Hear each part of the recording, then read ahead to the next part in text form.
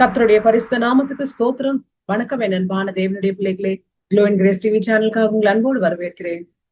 இந்த மாதம் முழுக்க நம்ம அன்பை பத்தியான ஒரு டீடைல்டு எக்ஸ்பிளனேஷன் பார்த்து கொண்டு இருக்கிறோம். இன்னைக்கான தலைப்பு என்னவென்றால் லவ் தட் ஓவர்கம்ஸ் ஃபியர், பயத்தை வெல்லும் அன்பு. வாசிப்போம் 1 யோவான் 4வது அதிகாரம் 18வது வசனம். அன்பிலே பயமில்லை, பூரண அன்பு பயத்தை புறம்பே தள்ளும். பயமானது வேதனை உள்ளது, பயப்படுகிறவன் அன்பில் பூரணப்பட்டவன் அல்ல. சோ இந்த வசனம் நமக்கு சொல்லுவது என்னவென்றால், பூரண அன்பு பயத்தை புறம்பே தள்ளும். சோ பயம் எப்படிப்பட்டதுன்னா நம்மள பலவீனப்படுத்துகிறது இல்லையா? சோ நம்மளுடைய தோல்விகள், கடந்த கால தோல்விகள், நம்மளுடைய தனிமைகள், எதிர்காலத்தை குறித்ததான பயம், இதெல்லாவற்றையும் நமக்குள்ள கொடுத்து கொடுத்து நம்மள பலவீனம் படுத்துகிறதா இருக்கிறது. இதெல்லாம் நினைச்சு பயந்து பயந்தே நமக்குள்ள ஹார்ட் அட்டாக் வருது இல்லையா? சோ நம்ம பயப்படுறதுனால ஒரு பிரயோஜனமும் கிடையாது. நம்ம பயந்து கொண்டே இருக்கிறதுனால எதையும் நம்மளால மாற்றவே முடியாது இல்லையா? சோ ஆண்டவரை நம்பி கொண்டிருக்கிறவங்களுக்கு அந்த பயமே கிடையாது. அன்பிலே பயம் இல்லை, பூரண அன்பு பயத்தை புறம்பே தள்ளும் ஆண்டவர் நமக்கு வசனம் கொடுத்திருக்கிறார் இல்லையா? சோ பயந்து பயந்து கொண்டு நம்மளால எதையுமே சாதிக்க முடியாது. சோ நம்ம அந்த பயத்தை இன்னைக்கு ஒதுக்க விடணும்னு சொல்லி ஆண்டவர் இன்னைக்கு சொல்லுகிறார். நெக்ஸ்ட் என்னன்னா, தேவனுடைய அன்பு நமக்கு பாதுகாப்பை தருகிறது. சோ இப்போ உலக பிரகாரமா இருக்கக்கூடிய அப்பா நம்ம கூட இருக்கும்போது ரொம்ப ஒரு தைரியமா இருக்கும் இல்லையா? வெளியில 2 வீலர்ல போனா கூட அப்பா கூட உட்கார்ந்து போனா ரொம்ப தைரியமா இருக்கும். சோ நமக்கெல்லாம் ஏசப்பா இருக்கிறாரு, நம்ம எப்படி இருக்கலாம்? ரொம்ப தைரியமா இருக்கலாம். சோ அவருடைய அன்பு நமக்கு ஒரு ப்ரொடெக்ஷன் நமக்கு கொடுக்குது.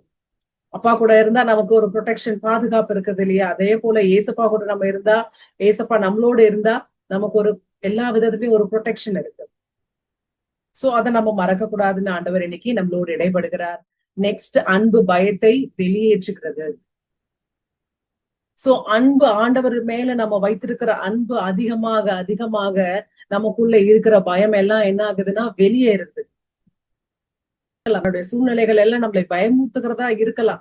அக்கம் பக்கத்தினருக்கு நடக்கிறதெல்லாம் பார்த்து நம்ம பயப்படுகிறதா இருக்கலாம்.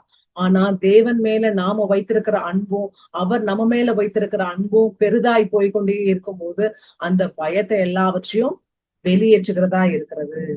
நமக்குள்ள ஆண்டவர் பயத்தோட ஆவியை நமக்கு கொடுக்கல இல்லையா? அதனால அந்த பயத்தின் ஆவியெல்லாம் நம்ம துரத்தி அடிக்கணும். சோ இன்னொரு வசனத்தை வாசிப்போம். 2 தீமோத்தேயு 1வது அதிகாரம் 7வது வசனம். தேவன் நமக்கு பயமுள்ள ஆவியை கொடாமல் பலமும் அன்பும் தெளிந்த புத்தியும் உள்ள ஆவியையே கொடுத்திருக்கிறார். சோ தேவன் நமக்கு எப்படிப்பட்ட ஆவியை கொடுக்கல? பயமுள்ள ஆவியை நமக்கு கொடுக்கல. மாறாக பலமும் அன்பும் தெளிந்த புத்தியும் உள்ள ஆவியை நமக்கு கொடுத்திருக்கிறார் இல்லையா? சோ நம்மளுடைய பயங்கள் எல்லாம் ஆண்டவரால வரக்கூடியது அல்ல. சோ தேவன் நமக்கு பயத்தையே கொடுக்கல. நாம அதை வைத்துக்கொண்டு இன்னும் ஃபியூச்சரை நினைச்சு கொண்டு பயந்து கொண்டோ, முன்னாடி இப்படியான தோல்விகள் நடந்துச்சே, இப்ப நடந்துருமா, இனிமே அதே காரியங்கள் எனக்கு நடந்துருமோன்னு சொல்லி பயப்படுற ஆவிய ஆண்டவர் நமக்கு கொடுக்கவே இல்லை. அதற்கு மாறாக ஆண்டவர் நமக்கு கொடுத்திருப்பது என்னவென்றால் பலம். தேவன் நமக்கு பலத்தை கொடுத்திருக்கிறார் இல்லையா? சோ என்ன சூழ்நிலைகள் ஆனாலும் அதை எதிர்கொள்ள ஒரு தைரியத்தை ஆண்டவர் நமக்கு கொடுத்திருக்கிறார். சோ ஃபியூச்சரை பத்தி நினைச்சு நினைச்சு நினைச்சு பயந்து ஒண்ணும் ஆக போறது இல்ல. we are not going to change anything. So நம்ம என்ன பண்ணணும்? தைரியமா எல்லாவற்றையும் ஃபேஸ் பண்ண முடியும் அப்படிங்கிற ஒரு தைரியத்தை ஆண்டவர் கொடுத்திருக்கிறார். நம்மள அப்படியா தோல்வி அடைய விட மாட்டார். நம்ம கடன் பிரச்சனை எனக்கு தலைக்கு மேல இருக்கு, நான் மூழ்கி போயிருவேணும் அப்படின்னு சொல்லி பயந்து கொண்டு இருக்கலாம். பயப்படாதீங்க. ஆண்டவருடைய வார்த்தை இன்னைக்கு உங்களிடத்துல வருது. அவர் உங்களுக்கு பலத்தை கொடுக்கிறார். நீங்க எல்லாவற்றையும் எதிர்கொண்டு ஜெயிக்க போறீங்க. ஆண்டவரையே உறுதியாய் பற்றி கொள்ளுங்க. நெக்ஸ்ட், தேவன் நமக்கு என்ன கொடுத்திருக்கிறார்? அன்பையும் தெளிந்த புத்தியையும் நமக்கு கொடுத்திருக்கிறார். சோ ஆண்டவர் நமக்கு கொடுத்திருக்கிற அன்பை நமக்குள்ள வைத்திருந்தோமானால் நமக்குள்ள பயமே இருக்கிறது இல்ல. ஆண்டவர் என்ன நேசிக்கிறார்? வேற யார் எனக்கு தீங்கு செய்ய முடியும்? வேற கடன் பிரச்சனை என்ன மூழ்கடிச்சிருமா அப்படிங்கிற ஒரு தைரியத்தை அந்த அன்பு கொடுக்குது. எங்க அப்பா பாத்துக்குவார் எல்லாவற்றையும். எவ்வளவு கடனா இருந்தாலும் எங்க அப்பா அதை அடைக்கிறதுக்கு அவர் உதவி செய்வார் அப்படின்னு சொல்லி நினைக்கிறதுதான் கிறிஸ்துவ வாழ்க்கை. ஏன்னா நமக்கு பயத்தின் ஆவியை ஆண்டவர் கொடுக்கல, அன்பு கொடுத்திருக்கிறாரு, பலத்தின் ஆவியை கொடுத்திருக்கிறாரு, தெளிந்த புத்தியை கொடுத்திருக்கிறாரு. சோ நாம பயந்து கொண்டு இருந்தோம்னா பதஷ்டமாகி அவசர அவசரமா ஏதாவது முடிவெடுத்து தப்பான காரியங்களுக்குள்ள ஈடுபட்டுருவோம். ஆனா நமக்குள்ள ஆண்டவர் கொடுத்திருப்பது தெளிந்த புத்தியை கொடுத்திருக்கிறார். தெளிந்த புத்தியை கொடுத்திருக்கும் போது நாம என்ன செய்ய வேணும்? ஒரு விஷயத்த 1க்கு 4 முறை யோசிச்சு ஜெபம் பண்ணி ஆண்டவருடைய ஆன்சரை கேட்டுட்டு நம்ம எந்த முடிவுமோ எடுப்போம். அதுதான் தெளிந்த புத்திக்கு அடையாளமா இருக்கிறது இல்லையா? சோ இன்னைக்கு நாம என்ன பண்ண போறோம்? பயத்தை எல்லாத்தையும் தூக்கி போட்டு ஆண்டவர் கொடுத்திருக்கிற அன்பையும் பலத்தையும் தெளிந்த புத்தியும் வச்சு இந்த உலகத்தை நாம ஜெயிக்க போகிறோம். சோ நம்ம ஆள வேண்டியது பயம் அல்ல. ஆண்டவர் நமக்கு பலத்தை கொடுத்திருக்கிறார், அன்பு கொடுத்திருக்கிறார், தெளிந்த புத்திய கொடுத்திருக்கிறாரு. நம்ம யாரும் பயத்துல வாழ பிறந்தவங்க அல்ல. தேவனுடைய பலத்திலும் அன்பிலும் நம்பிக்கையிலும் வாழ அழைக்கப்பட்டவங்க.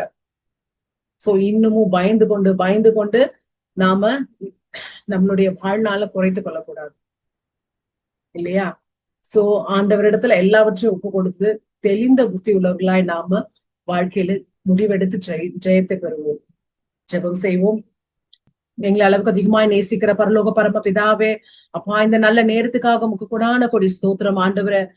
லவ் தட் ஓவர்கம்ஸ் ஃபியர்ங்கிற டாபிக்ல உங்க வசனங்களை தியானித்தோம் கர்த்தாவே. அப்பாமை ஸ்தோத்தரிக்கிற பூரண அன்பு பயத்தை புறம்பே தள்ளுன்னு சொல்லி உங்க வசனத்தை தியானித்தோம் கர்த்தாவே.